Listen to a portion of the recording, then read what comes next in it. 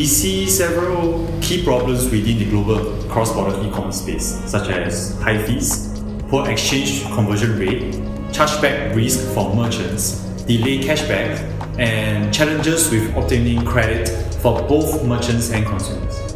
So with the right application of blockchain technologies, we can solve these challenges.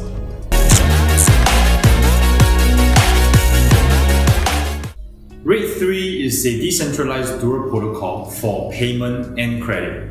So the most particular point about Rate3 is that we are not just based on one blockchain. We deploy a cross-chain architect that allows us to deploy the RTE token on any blockchain that can solve the needs that we want. So for payment, we are partnered with Stellar Network. For credit score, we are using Ethereum to do smart loan contracts.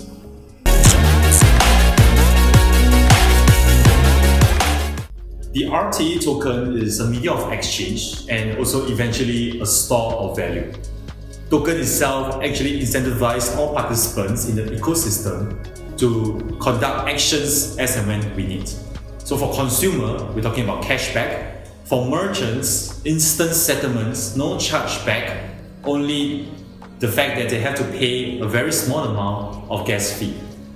Borrower will get a discount in the form of RTE if they fulfill the 3 proofs that we need, and for lenders, platform fee will be taken when the smart loan contract is being done on our mainnet. For developers that uses Rate3 protocol, they will be rewarded with the tokens for building apps that benefit the ecosystem.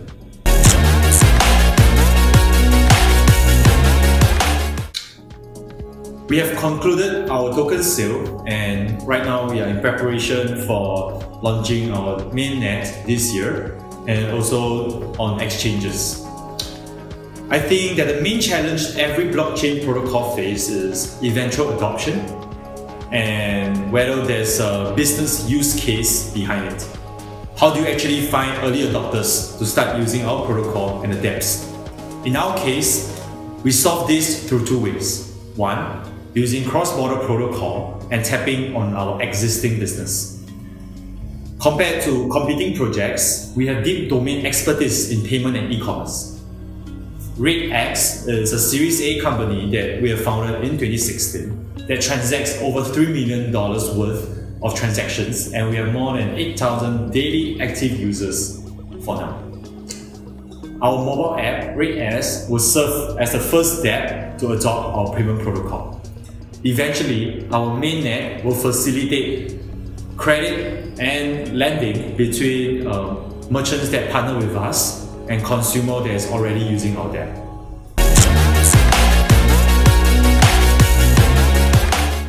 Legal challenges is a huge problem. At the design and planning stage, we work very closely with corporate lawyers to design a new legal structure and all relevant activities such as KYC, know your customer, and anti-money laundering law.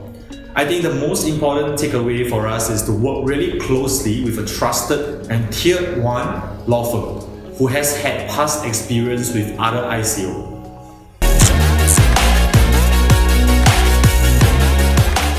The dual protocol that we are working on is of a global perspective.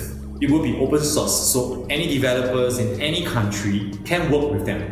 Right now, we are able to support 12 currencies and in the future, all currencies. Expansion of our project really depends on the pair that we can work with.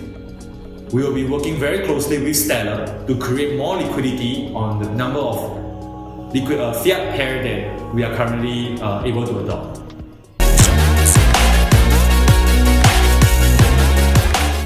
With Rate3, we make it easy for anyone to send and receive cross-border payment, be it you're a consumer or for business use case. And that the credit profile that they build with us will be cross-border unanimous. It will be universal and acknowledged in any part of the world, very much like how blockchain intend to disrupt the current situation for the traditional financial infrastructure space.